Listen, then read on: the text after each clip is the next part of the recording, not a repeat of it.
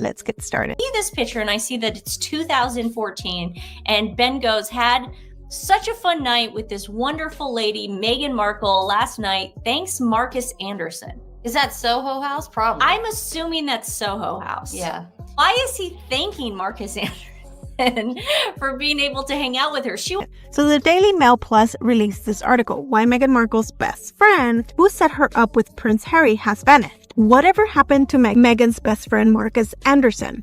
The tall, handsome Canadian was third wheel in the early days of her romance with Prince Harry, and he was front and center at their 2018 wedding. The reaction around the world has been extraordinary. Piers Morgan posted on X, "We're about 2 months away from the sex tape." And what I have found particularly fascinating over the last 24 hours is that members of the mainstream media... She wasn't that big of a deal in 2014. That is interesting, yeah. Isn't that interesting? Thanks for hooking that up. But people always allude to the fact that Markus Anderson has been Meghan's pimp daddy. Allegedly. Yes. So that's why I think he maybe is thinking, like, thanks for hooking this one up. Markus Anderson. Markus Anderson is very unique in the Meghan Markle Disposable Friends series because Markus is indispensable. Without Markus Anderson, I hope to prove to you in this video that Meghan Markle wouldn't have the level of global fame that she enjoyed. To sell. On Saturday, just gone, when 1,195 migrants came across the channel, the fourth highest number in a single day of all time, the biggest number since 2022. Huge number of people came over. Labour has been trying to spin it that this is purely down. However, he was nowhere to be seen in the first series of her recent Netflix lifestyle show with Love Meghan, and I understand that he won't appear in the second series either. I mean, I don't think he's gonna appear anywhere anymore because they're married with 2 children, so she's like, I don't need you anymore. I don't need you more. So when Meghan found a way there, it's hardly surprising that she felt right at home.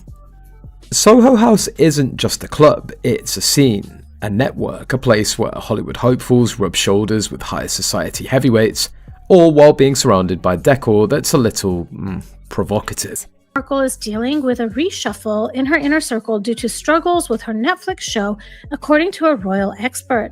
It's been suggested that several high-profile names previously close to the Duchess of Sussex have mysteriously disappeared from her friendship group. Meghan launched her lifestyle series on the streaming platform earlier this month. Or infamy, depends how you look at it. But I really don't think she would be in the position she's in without Markus Anderson. Now, Markus started off at Soho House, London as a waiter, and he worked his way up. Now, this is an astounding story in itself. Meghan Markle is reportedly facing a reshuffle in her inner circle as her new Netflix show With Love Meghan, which was launched earlier this month, faced mixed reactions. So how many times have we heard Meghan Markle having a best friend? You know, we've had Jessica Mulroney, Serena Williams. I mean, so every time Meghan has a friend, they're a best friend. Harry. When the song come on, let me see you get gone. Baby mama, this shot song been pregnant for way too long. I tell the DJ turn it off. If she a baby mama, go ahead. She gon' do that baby mama. Work. She gon' put it on you. She gon' do that baby. Out. So when Meghan found a way there, it's hardly surprising that she felt right at home. Soho House isn't just a club, it's a scene, a network, a place where Hollywood hopefuls rub shoulders with high society heavyweights, all while being surrounded by decor that's a little provocative. That members of the mainstream media have started to get in contact with me, have started to say, oh, Dan, you might be onto something here. Is there any reason why she would lie about this bump? Yeah, there really is. Catch up. We're going to get analysis with our superstar panel, Alexandra, Marshall, and Norman. Actions. Now, the Rwanda scheme, it seems, was cruelly abandoned. We know it was impetuously axed by this funny little man who's our Prime Minister on day one. It's just a gimmick. It's a gimmick. And he axed it on day one. Now, after that extraordinary day on Saturday just gone, December 2025, Meghan Markle is launching her Netflix lifestyle brand, positioning herself as the authentic, relatable Duchess who found true love and built a meaningful life. She's selling vulnerability, honesty, and a carefully curated image of someone who's been through the fire and came out stronger. But there's someone missing from this picture. Someone who was once described as indispensable to her life. Someone who knows more about her past than almost anyone alive. Markus Anderson, the man who introduced her to Prince Harry. The closest confidant who was there for every major milestone has gone completely silent. He's nowhere in her Netflix show. Sources close to his inner circle whisper that he's reached a breaking point, where staying quiet about what he knows is becoming harder than speaking the truth. And if Anderson decides to talk, everything Meghan has built on authenticity might come crashing down. Let's start with who Markus Anderson actually is, because understanding his role is critical to grasping why his potential revelations matter so much. Anderson didn't start out as some well-connected socialite. He began as a waiter at Soho House in London, working his way up through sheer positioning and networking until he became the global membership director. Now, that might sound like just another career success story, but Soho House isn't your average club. It's where royalty mingles with billionaires, where Hollywood power players make deals behind closed doors, and where the world's elite gather in spaces designed for absolute privacy. Anderson became the gatekeeper to these exclusive worlds, the person who decided who got access and who got left outside. He met Meghan around 2011 in Toronto while she was filming Suits, and their connection was immediate and intense. He wasn't just a friend, he was the architect of her social ascent. The documented evidence of their closeness is overwhelming. In August 2016, Meghan posted on Instagram a message that went beyond typical friendship. She wrote, "What would I do without you, my loving, supportive, and endlessly fun friend? I know what I would be. Bored, and life would be infinitely less interesting. I love you so much." That's not casual language. That's total dependence. Royal authors have confirmed that Harry specifically asked Anderson to arrange their introduction in May 2016, and it happened in a private Soho House room, away from prying eyes. Anderson organized their early dates, keeping everything under wraps, while the relationship developed. He was front and center at their 2018 wedding, not as some distant acquaintance, but as someone integral to their story. He arranged Meghan's bachelorette weekend, attended her extravagant New York baby shower, and for years was called the second most important man in her life after Harry himself. So here's what makes December 2025 so bizarre. Meghan launches with Love. Meghan, a Netflix lifestyle show supposedly about her authentic life, her real relationships, and the journey that brought her to where she is today. And Markus Anderson, the person who facilitated the most important relationship of her life, is completely absent. Not just absent from one episode, completely erased from the entire series. Sources confirm he won't appear in the second series either. The last public sighting was in October 2025 at Paris Fashion Week, and even that brief appearance sparked immediate speculation online about the state of their friendship. Something fractured between them, and the timing couldn't be more suspicious. Right when Meghan needs credibility for a show built on authenticity, the person who could verify her story or contradict it has vanished. There are only two explanations that make sense. Either Anderson refused to participate because being in that Netflix show would make him complicit in selling a version of events he knows isn't accurate, or Meghan deliberately pushed him out because his presence raises questions she can't afford to answer. Think about it. If you're building a brand on being genuine and transparent, why would you erase the person who was there for everything? Unless that person's testimony about how things actually happened would expose gaps in the narrative you're trying to sell. Anderson's absence isn't an oversight. It's strategic silence. And that silence is louder than anything he could say on camera.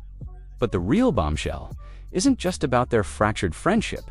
It's about a timeline that completely contradicts the official story we've been told, according to the carefully managed narrative.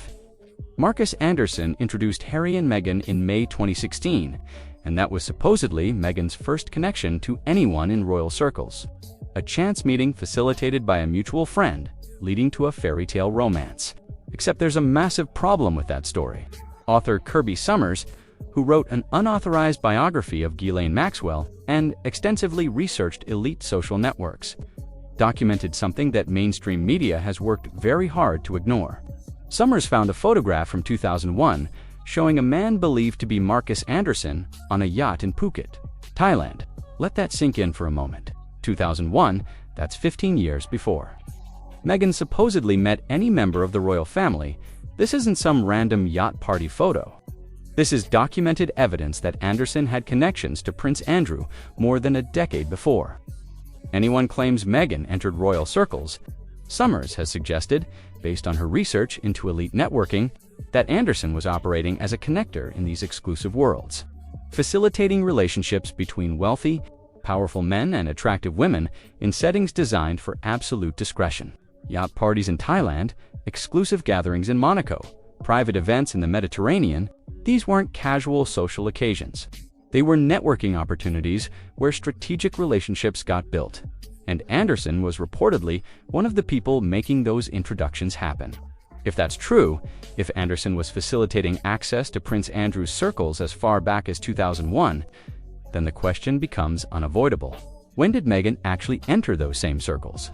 Because here's what doesn't add up. During her so-called struggling actress years between 2004 and 2011, Meghan was photographed at exclusive yacht parties and elite gatherings across Europe. She's in Monaco, she's in the Mediterranean, she's rubbing shoulders with wealthy older men in settings that someone doing briefcase work on Deal or No Deal shouldn't be able to afford. Who was funding that lifestyle? Who were those men in the photographs with her? And most importantly, if Markus Anderson was already facilitating elite social networking and had documented connections to Prince Andrew since 2001, did he connect Meghan to those exact same circles years before anyone admits? The math only works one way. Anderson had to be the bridge between Meghan and the yacht world. Long before the 2016 fairy tale We've Been Sold, let's talk about Anderson's background, because the gaps in his story raise even more questions. He was reportedly born around 1978 in Peterborough, Ontario, Canada. Now, here's something interesting. Prince Andrew attended Lakefield College School in Peterborough, Ontario in 1977. Same city, same time frame for connections to have formed. But beyond that geographical overlap, almost nothing is publicly known about Anderson's early life. No one can trace his family. No one knows who his parents are or what his background actually was before he appeared in elite circles. He had no obvious connections, no documented formal education that would explain his access. Yet somehow, he gained the ability to facilitate introductions to senior members of the royal family. How does that happen? How does someone with zero apparent credentials become the gatekeeper between billionaires and royalty unless there's something about his background that isn't being discussed? Now, I want to be crystal clear here. This is speculation that exists in online discussions without DNA evidence or confirmed proof. I'm not claiming any family relationship exists between Anderson and anyone in royal circles. But the questions exist because the coincidences are remarkable. The timing, the location, the unexplained access, the protection he seems to have received throughout his career. One observer online put it bluntly: how does someone with no background rise to connect people to royals unless there's a relationship nobody discusses? Whether that speculation has any basis in reality, I genuinely don't know. But it would certainly explain how Anderson possessed access and influence that someone in his position shouldn't have had. And it would explain why that access never got questioned publicly, even as he rose from waiter to global power broker. So what exactly could Markus Anderson reveal if he decided to speak? Let's break down the information he would have first-hand knowledge of, based purely on his documented role facilitating elite connections. First, he could provide specific details about Meghan's involvement in exclusive social circles. During her 2004 to 2011 struggling actress years, was she casually attending parties? Or was she strategically building relationships with influential men who could advance her career and social position? What exactly was her networking approach, and who was she connecting with during those years when she supposedly had no money and no real fame? Anderson facilitated access to those circles. He would know precisely what Meghan's strategy was, and how calculated her social climbing actually looked from the inside. Second, Anderson could clarify when Meghan actually first encountered members of elite social networks, including potentially Prince Andrew himself. The official story says she met royals through Harry in 2016, and before that, she had no connections to that world. But if Anderson was photographed with Andrew in 2001, and if he was facilitating Meghan's access to yacht circles in the mid-2000s, did those worlds overlap earlier than anyone publicly admits? Did Meghan cross paths with Andrew or other royals years before the Harry introduction? Anderson would know. He was the connector. He would have been present or aware of any earlier encounters that contradict the carefully managed timeline. Third, Anderson could explain how Soho House connections and elite networking actually led to Meghan's career breakthrough and her eventual path to Harry. Did her role on Suits come through normal auditions and genuine talent? Or did it come through phone calls made by powerful men she'd built strategic relationships with? Hollywood doesn't work on merit alone. It works on connections, favors, and who you know. If Meghan was networking with billionaires and influential figures through Anderson's facilitation, did any of those connections smooth her path to the acting work that eventually made her visible enough to be considered for a prince? Anderson would know which doors got opened and who opened them. Fourth, and this is critical, Anderson could reveal what information he actually shared with Harry when facilitating their 2016 introduction. Did he give Harry complete context about Meghan's social history and how she'd been networking in elite circles for years? Or did he frame the introduction in ways that emphasized her actress's career while minimizing or completely omitting her yacht world connections? Harry has said publicly that he knew very little about Meghan before they met. If Anderson was the facilitator, did he present an incomplete picture to make the match happen? And if so, what was his motivation for doing that? Those are questions that go to the heart of whether Harry entered this relationship with full information or whether key details got strategically left out. Now, sources close to Anderson's circle. And I want to emphasize, these are people claiming knowledge I cannot independently verify. Say he's increasingly uncomfortable with how Meghan's public story gets told. One insider reportedly said, Markus facilitated Meghan's access to elite circles. That was literally his job. But he knows the real story of how she worked her way up, and it involved way more strategic relationship building with powerful men than the hardworking actress narrative suggests. Watching her build a global brand on authenticity while knowing the truth about how calculated her social climbing was creates serious tension. Another source suggested Anderson has specific information about when Meghan actually first encountered certain members of elite circles, including potentially royals, and those timelines don't match the official story. The source added, he's questioning whether protecting that false narrative is worth it anymore.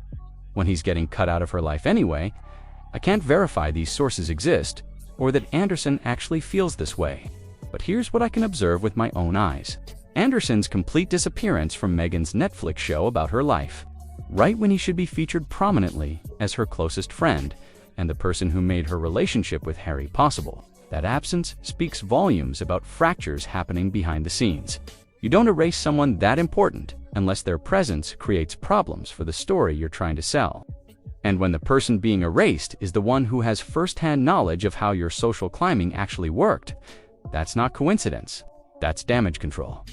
There's also been intense speculation about the nature of Meghan and Anderson's relationship, and whether it ever crossed into something beyond friendship.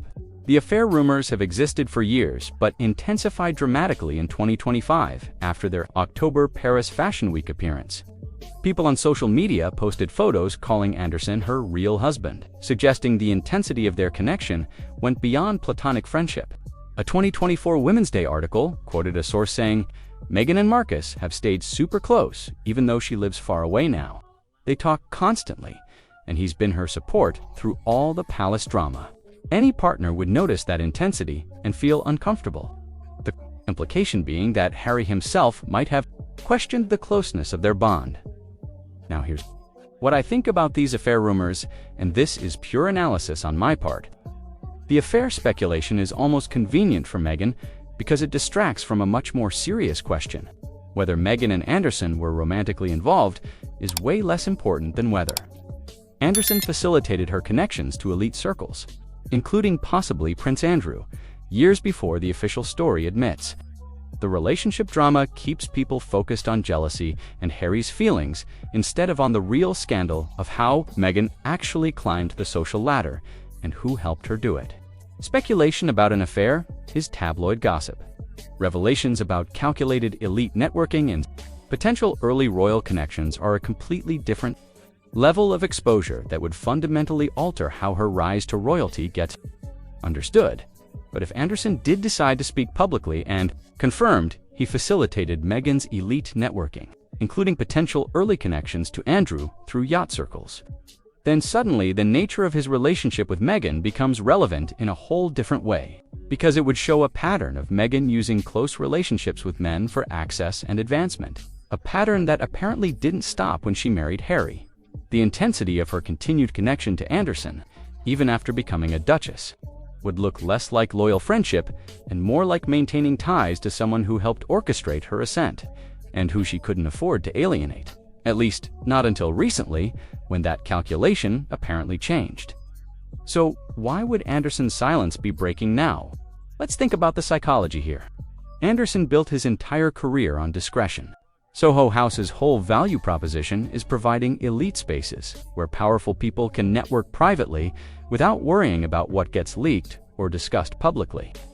Anderson's success came directly from facilitating those connections.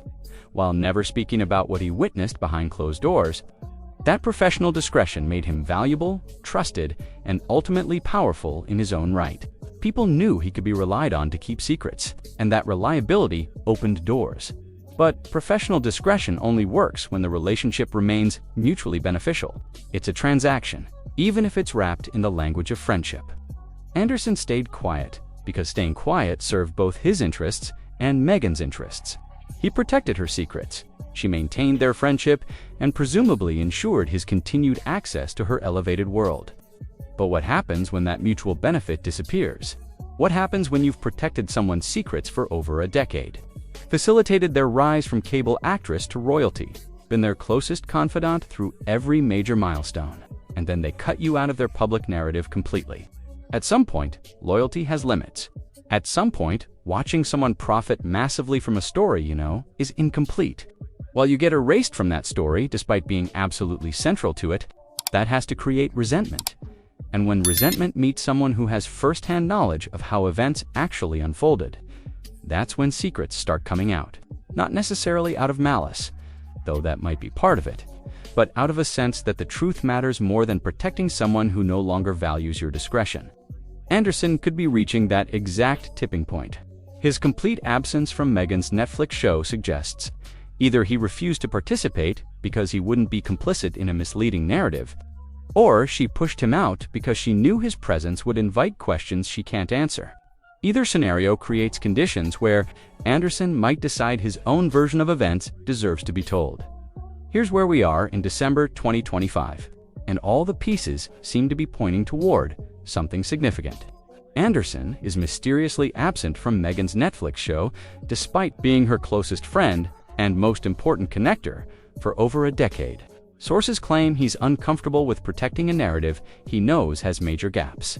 There's documented evidence from Kirby Summers' research that someone believed to be Anderson was photographed with Prince Andrew in 2001.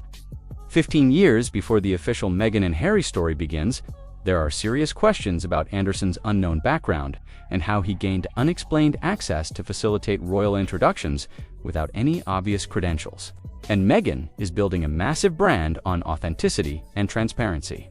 While the person who knows the real story of her social climbing is noticeably silent and conspicuously absent from her life. Whether Anderson actually speaks publicly depends on factors we can't see from the outside. Does breaking professional discretion serve his interests, or would it damage his own reputation and future business opportunities? Would revealing what he facilitated expose his own role in ways that could be problematic or even legally complicated? Are there financial agreements or legal pressures keeping him quiet? Perhaps non-disclosure arrangements that come with serious consequences if violated?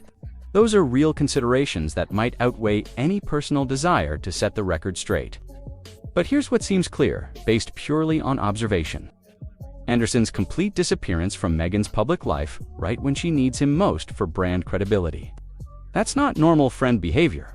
You don't erase your closest confidant from your life story unless that person's presence fundamentally contradicts the story you're trying to sell. The question isn't really whether Meghan has elements of her past that aren't fully public. Most people have history they don't share completely, and there's nothing inherently wrong with privacy. The question is whether those private elements involve years of strategic elite networking facilitated by Anderson, potential early connections to Prince Andrew and other royals through yacht circles, and a calculated social climb that completely contradicts the authentic, hard-working actress image she's built her entire brand on, and whether Anderson has reached a point where his loyalty to protecting that incomplete story matters less than providing his own perspective on what he actually witnessed and facilitated over more than a decade of being her closest confidant and primary connector. If Anderson speaks, if he provides detailed information about how elite social networking actually worked, what his role connecting Meghan to powerful men really involved, and when she actually first encountered members of royal circles, everything about Meghan's carefully managed narrative faces serious scrutiny. The hardworking actress image gets complicated by revelations about strategic relationship building with billionaires and influential men. The chance meeting with Harry starts looking less like serendipity and more like the culmination of years of calculated positioning. And the role of yacht circles, Soho House networking, and elite social climbing in building her path to royalty becomes impossible to ignore or dismiss as conspiracy theory. Only time will tell if Markus Anderson decides his perspective and his truth matter more than professional discretion and loyalty to someone who's apparently moved on from their friendship. But his silence is fracturing. His absence from her life is glaringly obvious. And the documented evidence of his role facilitating elite connections raises questions that have never been properly answered. Whether he speaks now or 5 years from now, those questions about Anderson's 2001 photograph with Prince Andrew, about Meghan's yacht world networking during her struggling actress years, and about how she actually built her path from cable television to Duchess through strategic relationships with powerful men. Those questions aren't going away, they're just getting louder. And until someone, with Markus Anderson's first-hand knowledge and insider perspective, provides the missing context about how Meghan's social ascent actually worked behind the scenes, we're left with an incomplete story. A story about one of the most calculated social climbs in modern royal history, allegedly orchestrated with the help of a man who knew exactly which doors to open, exactly which powerful people to connect her with, and exactly how to position a relatively unknown actress for an introduction to a prince, the man who made it all possible by connecting her to exactly the right people at exactly the right time. And now, as he watches from the sidelines while being erased from her narrative, he might be reconsidering whether keeping those secrets is worth it anymore. The world is watching to see if he decides to finally tell his side of the story. And if he does, everything changes.